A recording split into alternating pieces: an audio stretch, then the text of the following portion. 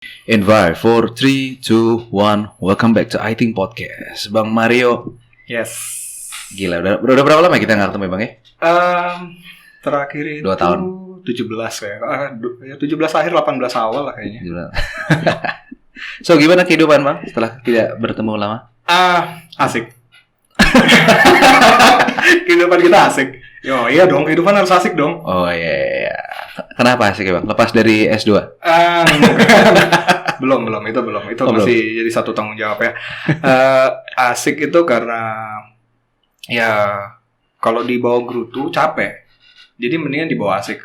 Kita kerja apa aja kan, jadi mau tanggung jawab apa aja juga harus dijalani gitu. Jadi nggak bisa milih-milih, milah-milah gitu. Jadi harus dibawa asik aja. Mau apapun itu ya bawa asik aja. Oke, tapi gini Bang, ini gue juga menarik juga sih pada Yes. saat lu bilang apapun lu jalanin harus asik gitu kan.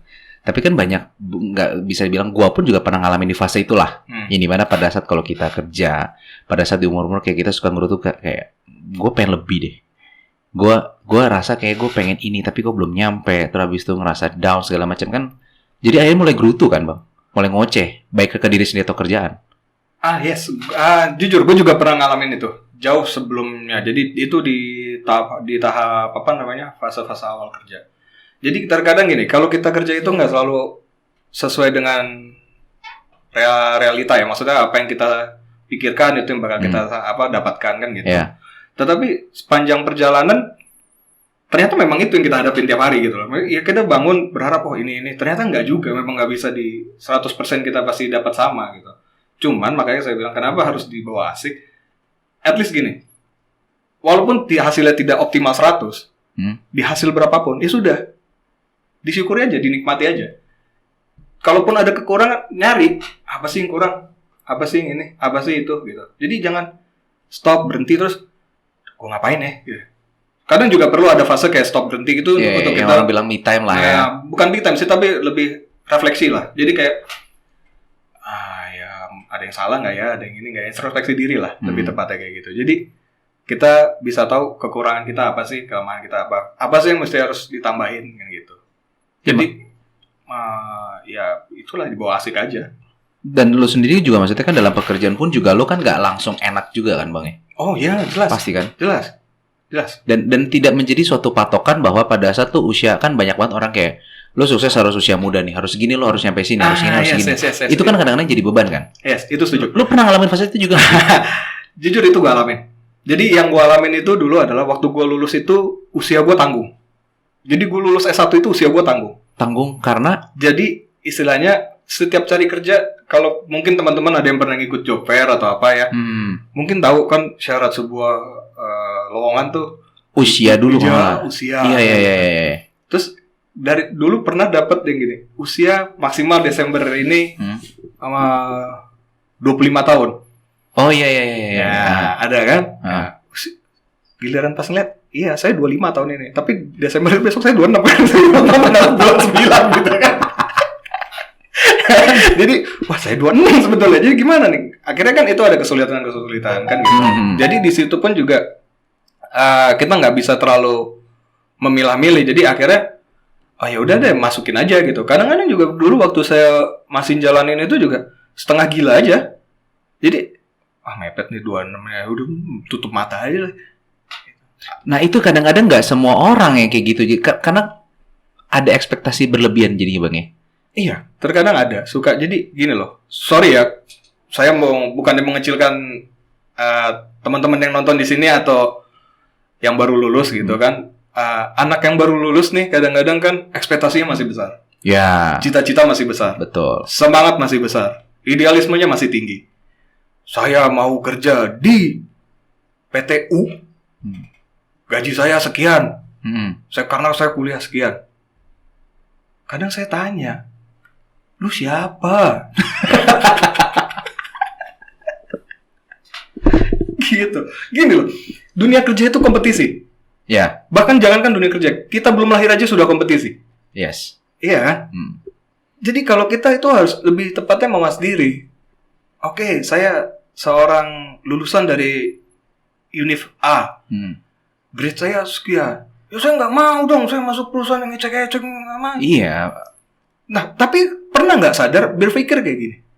Lawan saya siapa ya kalau saya mau masuk ke sana? Saingan saya siapa yang mau masuk ke sana?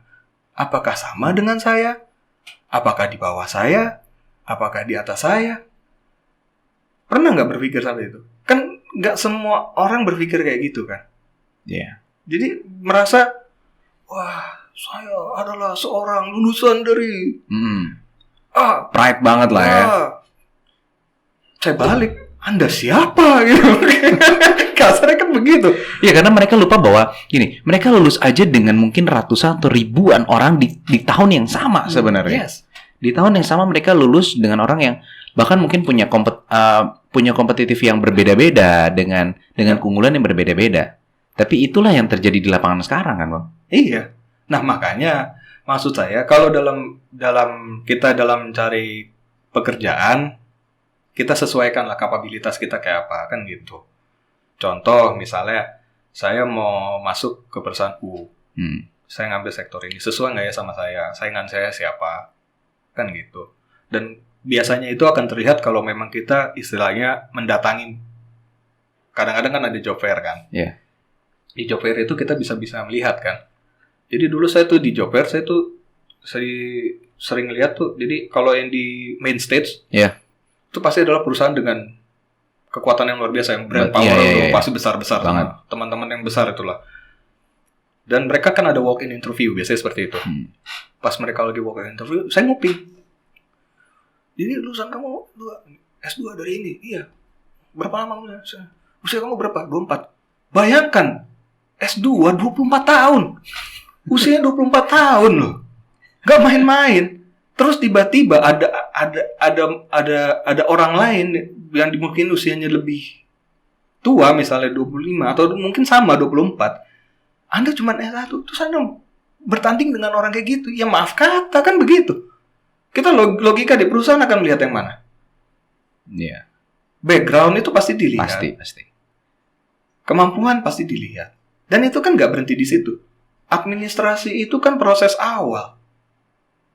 Iya kan? Iya. Administrasi itu proses awal. Pasti ada proses-proses berikutnya kan gitu. Tapi gini Bang, pada saat kita mencari kerja kan, menurut gue juga ada beberapa orang tipe. Pada saat orang yang pertama kali lulus, mereka itu akan mencari kerja itu ada yang berdasarkan gengsi, tetapi ada juga yang kerja emang nyari duit. Cuman orang kadang-kadang sering mengkamuflas bahwa ya kita kerja cari duit, tapi ternyata motivasi dia adalah yang kita dulu bilang, gue harus kerja di perusahaan ini. Jadi nyari ke arah gengsinya ya? Iya kan? Iya. Ada misalkan, let's say contoh, kita kalau zaman sekarang kerja-kerja di startup segala macam gitu kan, anak-anak muda kan, oh ini milenial banget nih. Yes. Yang mereka berusaha untuk bisa masuk di sini dengan mungkin berpikir bahwa kalau kerja di sini nggak ada seragam, nggak ada ini, dan banyak banget segala macam.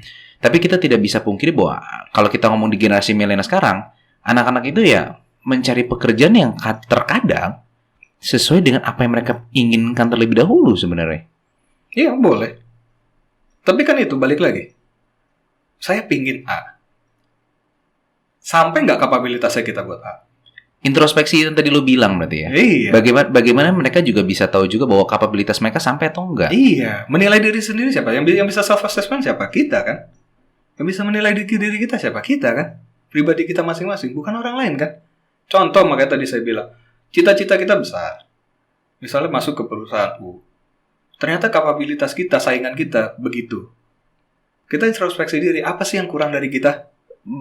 Berarti di kasar adalah anak-anak sekarang pun juga mereka juga harus lihat bahwa di lapangan itu lu bersaing dengan siapa, kompetitor lu siapa, kemampuan apa. Jadi dibilang pede, kita harus pede lah. Yeah, maksudnya dalam mencari pekerjaan kita juga harus percaya diri, juga harus ada. Tapi bukan berarti pada saat lu menjadi overconfident untuk bersaing di lapangan bahwa you one and only yang pasti harus diterima di perusahaan itu. Iya. Nggak kayak gitu di lapangan aslinya ya. Iya. Maksudnya di pengalaman, karena gini kan kita punya background agak sedikit beda gitu. Yes. Maksudnya gua punya pengalaman bekerja di swasta dan lu punya pengalaman bekerja di pemerintahan. Yes. Ternyata itu masih pattern yang sama juga ternyata sebenarnya. Sama kok. Baik di pemerintahan pun juga sama. Contoh ya, kayak saya di pemerintahan. Ini ada satu fenomena yang di pemerintahan ini unik. CPNS ini masih rame. Iya. Masih banyak peminatnya. Banget. Minatnya masih. Cuman terkadang orang itu sudah terlalu mengiming-imingkan sesuatu yang besar di depan matanya tanpa melihat kapabilitasnya. Contoh, dari seluruh kementerian yang ada, yang paling laku adalah Kementerian Keuangan. Oh. Kedua, Kementerian Hukum dan HAM. Mereka tuh lembaga-lembaga besar yang laku gitu loh di anak-anak muda gitu. Tapi karena apa? Mereka kan lihat ujungnya. Misalnya penghasilannya, segala macamnya. Makanya tadi saya bilang, kenapa kita harus juga berhitung, harus berpikir, harus introspeksi. Contoh, satu lowongan dibuka kayak di Kementerian Keuangan. Dibuka lowongan 400. Yang daftar 14.000. Perbandingannya adalah 0,2. Kalau bisa dibilang 2% lah. Iya. Anda masuk ke sana. 2% coba. Itu pun baru sampai tes mentok paling di kompetensi dasar. Itu baru lolos berkas ya. Baru kompetensi dasar. Itu pun masih banyak jenjang lainnya. Makanya saya bilang, realistis lah. Kayak saya. Masuk nih di pemerintahan. Saya lihat. Waktu saya ngabdi itu saya lihat. Mana sih ini yang lowongannya masuk akal angkanya dan pendaftarannya juga masuk akal. Ngapain kita bersaing coba ngeberebutin 400 dibanding lawan kita harus 14.000. 2%, bos. Berarti kita sendiri juga pun kalau bekerja harus bijak juga dalam memilih jadinya ya. Yes, memang harus bijak. Karena memang sekarang gini. Kita ekspektasi tinggi boleh. Nggak salah itu. Nggak salah. Kita juga di sini dari tadi kita ngomong bahwa nggak ada yang salah, kita punya mimpi dan ekspektasi. Nggak salah. Cuma balik lagi, realistis lah. Yeah. Itu terkadang itu yang menjadi masalah orang-orang. Bukan berarti elunya atau kitanya tidak mampu, cuman belum nyampe di sana. Iya, mungkin. Sehingga kita harus bisa masuk di, ya mau nggak mau. Semua orang juga pasti ngalamin nggak sih Bang, yang kita dari posisi bawah, kita belajar di bawah, naik ke atas, segala sampai hari kita yang posisi di atas pun juga bukan karena kita tiba-tiba di atas, bukan karena kita tiba-tiba dapat pekerjaan yang enak. Iya. Karena kita pernah di posisi itu, mungkin kalian nggak mau. Iya, kan itu kan. Contoh misalnya, kayak saya lah nggak dari di dunia pemerintahan lah ya. Orang berpikir kan, wah masuk PNS enak, duit banyak, hari tua terjamin, luar biasa lah. Bos, saingan saya juga banyak pas mau masuk, bos. Pertama itu. Kedua, ternyata tidak banyak orang yang mengetahui di dalamnya kan gitu.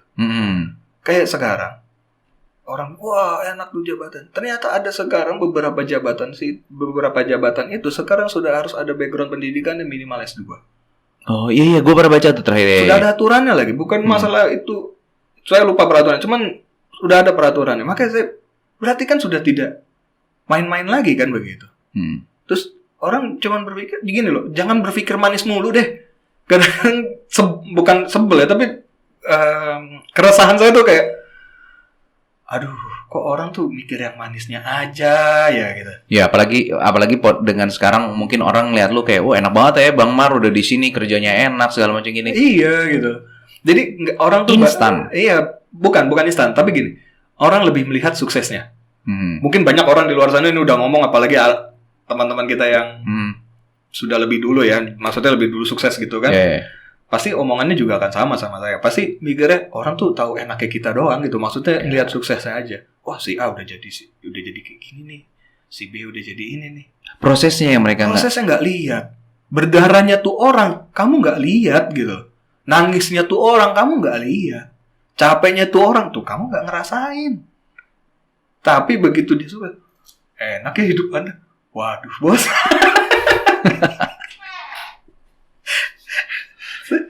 Jangan maksud saya gini loh. Inilah maksud saya. Inilah fenomena yang benar-benar terjadi lawan seperti ini gitu loh. Maksudnya selama ini apa yang dilihat mungkin di TV lah atau mungkin selama ini kalian lihat di media sosial ataupun itu orang bekerja yang kalian pikir oh ini udah enak ya posisi di sini mungkin bisa punya rumah punya dan lain-lain, ternyata di balik semua itu ada proses yang cukup panjang untuk nyampe di situ. Iya.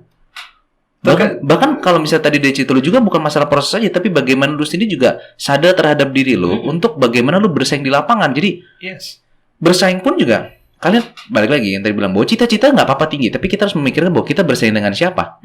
Mampu nggak kita bersaing di situ? Daripada kita bersaing di tempat ibarat kata banyak banget kompetitor dan kita nyampe di puncaknya susah. Ya cerdas-cerdaslah berpikir sebenarnya. Iya, betul. Cerdas-cerdaslah berpikir dan aturlah strategi terbaiknya.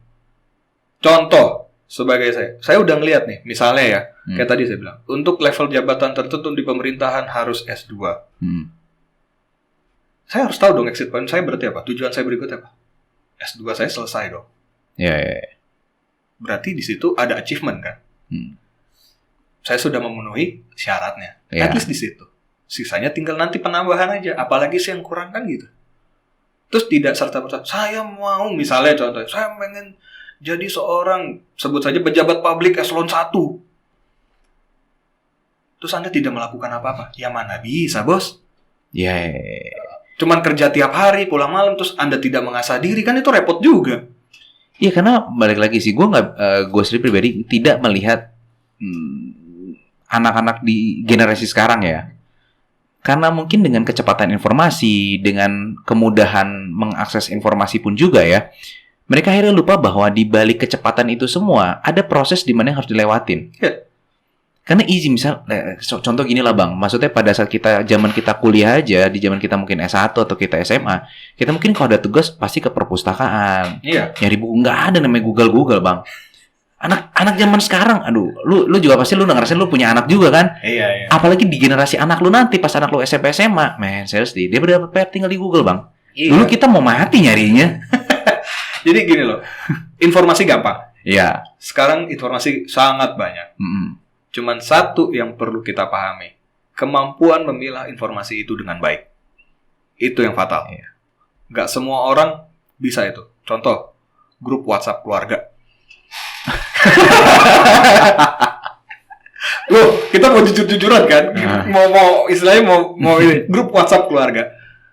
Om kita, tante kita nggak tahu dapat berita dari mana, ceburin aja di situ masuk. Iya. Terus kita ternyata sudah dapat banyak misalnya artikel yang terkait yang dibagi sama dia itu. Sudah dapat sudut pandang mana. Terus kita bilang, sorry om, tuh hoax tuh. Marah ternyata. Dia. Marah karena apa? Literasinya kan kurang. Iya, Kak. Balik lagi. Iya, ini juga menjadi satu hal yang keresahan juga gue kemarin adalah gini, Bang. Dengan ada kemajuan teknologi sekarang ini, orang-orang itu lebih mementingkan informasinya nyampe dulu. Yes. Bukan validasi. Yes. Kalau zaman dulu kan di era-era zaman dulu itu orang baca koran segala macam, nunggu koran untuk besok. Kalau misalnya lu mau tahu hari ini, lu harus nunggu besok dan itu sudah tahap editing, validasi dan segala macam. Kalau zaman sekarang kan sekian detik juga lu udah pasti keluar gampang nongol. Yes. Karena apa? Karena kebebasan media, kebebasan informasi, saking cepatnya orang sulit untuk memvalidasi. Kalau dulu koran terbit besok, hari ini orang udah mati-matian tuh teman-teman di media tuh pasti udah validasi hari ini. Iya. Besok tuh berita nongol, kalau nggak nanti sore nongol, itu udah dari pagi itu udah konfirmasi apa segala macam, udah ada stepnya, udah ada prosesnya lah di situ. Kalau sekarang kan enggak. Kita masuk ke misalnya contoh ya, kita masuk ke satu media misalnya, kita nulis di situ. Orang kadang kita post, selesai. Iya. Siapa yang mau ngedit tulisan kita? Siapa yang mau mengkonfirm ke kita? Nggak ada. Iya sih, maksudnya dengan kadang-kadang ini berarti dengan adanya kecepatan teknologi sekarang juga menurunnya kemampuan validasi seseorang. Iya. Dan itu menjadi bumerang. Iya. Apalagi maksudnya buat anak-anak milenial juga untuk bekerja, buat anak-anak yang ingin berkembang, validasi itu menjadi suatu hal yang paling penting sekarang jadi. Iya. Amat sangat paling penting. Bukan lagi kita butuh knowledge atau kita butuh informasi karena itu udah mudah. Ya. Padahal gelombang informasi itu sangat banyak kan. Seharusnya mereka yang dulunya mesti memvalidasi itu, contohlah sebuah berita misalnya. Yeah. Kita dulu memvalidasi teman-teman di koran atau media cetak atau elektronik, mereka memvalidasi itu butuh waktu setengah hari, 1 hari. Yeah. Mesti anak sekarang dengan kemampuan, dengan kecepatan informasi seperti itu, mestinya nggak sampai beberapa jam itu sudah bisa memvalidasi. Mestinya. Karena sumbernya banyak. Iya. Iya benar. Itu yang nggak mungkin ya gini. Teman-teman kalau yang milenial nih mungkin ya, pandangan saya pribadi. Ini disclaimer dulu, ini pandangan pribadi saya. Mungkin mereka ini kurang experience saja, pengalaman. Jadi dalam artian pengalaman, tadi saya bilang mungkin literasinya kurang. Kan kalau kita membaca itu kan pengalaman kita kan dari satu Iya. sumber yang lainnya. Itu kan kita harus runut lah kan gitu. Mungkin mereka kurang di situ. Ya itu tadi gue bilang kurang ya karena kecepatan informasi itu udah cepet banget bang. Dan menjadi suatu topik pembicaraan baru dan menjadi suatu hal yang baru kan pada saat kalau kita nyampein ke orang. Iya, nah sebenarnya kan gini, tujuannya apa kan gitu. Nah, tuh. Tujuannya apa? Contoh ya, sharing berita. Hmm, Tujuannya apa kan gitu, pertama di situ. ya. Kalau saya misalnya nih sharing, misalnya kayak kemarin kita ada berita soalnya misalnya rame demo, kerusuhan. Saya sharing misalnya ke rumah. Karena apa? Saya berada di luar, di kantor. Di sharing, saya bilang, lu lihat TV gini. Ada berita apa di situ? Untuk meng-cross check akhirnya. Iya, meng-cross check dan satu karena ada istri dan anak di rumah, jadi itu menciptakan rasa aman. Ya. Saya lagi di sini, itu di mereka udah di situ. Jadi kamu hati-hatilah kan gitu. Itu menciptakan rasa aman kan. Tapi itu informasi bukan yang kita sampaikan. Informasi kan. Tujuannya apa? Supaya saya menciptakan rasa aman ke istri saya sama anak saya kan gitu. Wah, bapak saya kerja demo tuh di luar. Aduh, bapak saya gimana ya? Orang rumah kan mikir begitu. Iya. Saya lempar informasi, oh mereka gini-gini. Oh enggak lewat sini, aman. Nah makanya saya bilang tujuannya apa? Kayak tadi juga misalnya grup chat WhatsApp keluarga gitu kan. Kan kita kan nggak ngerti dilempar informasi, terus apa gitu maksudnya apa? Balik lagi ke tujuan. Tujuan. Benar. Pada saat lu share sesuatu, apapun itu beritanya, tujuan itu paling penting juga sih Kaire. Semuanya tuh paling penting tujuan. Maunya apa? Tujuannya kemana? Jadi jelas, clear. Jadi nggak bias gitu loh. Orang juga nggak, persepsi orang nggak banyak lah gitu terhadap suatu masalah atau suatu tujuan gitu. Iya.